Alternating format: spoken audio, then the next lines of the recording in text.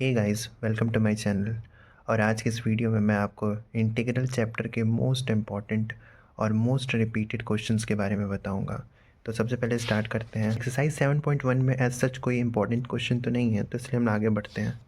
तो जब हम लोग मेथड्स ऑफ इंटीग्रेशन की बात करेंगे तो इसमें एक्सरसाइज 7.2 में जो 8th वाला क्वेश्चन है वो 2024 के एग्ज़ाम में आया हुआ है, तो आप इसे ज़रूर देख के और एक बार करके जाइएगा।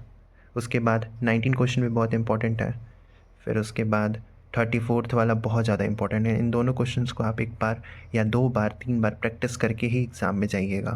उसके बाद एक्सरसाइज 7.3 में क्वेश्चन नंबर 14 आप 2 से 3 बार ज़रूर सॉल्व कर लीजिएगा, क्योंकि ये बहुत इंपॉर्टेंट क्वेश्चन है। उसके बाद integral of some particular function के अंदर एक एग्जाम्पल है जो कि बहुत ज़्यादा इंपॉर्टेंट है, मैं आपको दिखा देता हूँ।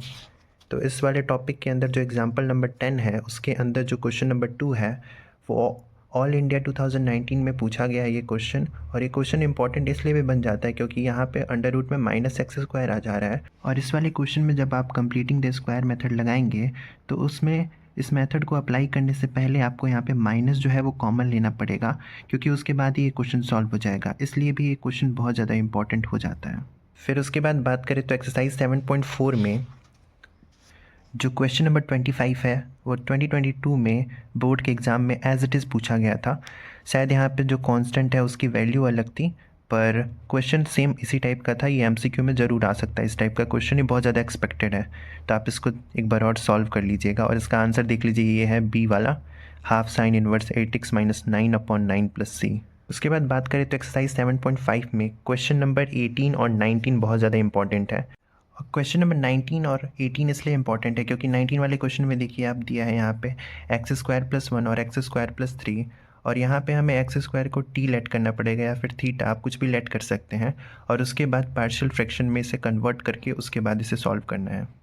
अगर हम इंटीग्रेशन बाय पार्ट्स टॉपिक की बात करें तो इसमें क्वेश्चन नंबर 22 का जो एग्जाम्पल नंबर 2 है, ये बोर्ड्स में भी बहुत बार पूछा गया है और दिल्ली 2015 में क्वेश्चन आ चुका है, और ये same as it is question repeat हो चुका है, तो आप इसे ज़रूर देख लीजिए। और जो एक्सरसाइज 7.6 है इसमें बहुत सारे इंपॉर्टेंट क्वेश्चन है। जैसे ये आप 2 क्वेश्चन को मैंने राउंड किया है, ये दोनों तो इंपॉर्टेंट हैं ही, पर इस वाले एक्सरसाइज में सबसे ज़्यादा इंपॉर्टेंट जो टॉपिक है वो है e⁻x की प्रॉपर्टी का यूज़ करके जो क्वेश्चन हमें सॉल्व करना है वो बहुत ज़्यादा इंपॉर्टेंट हो जाता है। अगर मैं आपको उस प्रॉपर्टी को दिखा दूँ तो वो प्रॉपर्टी कुछ इस टाइप की है।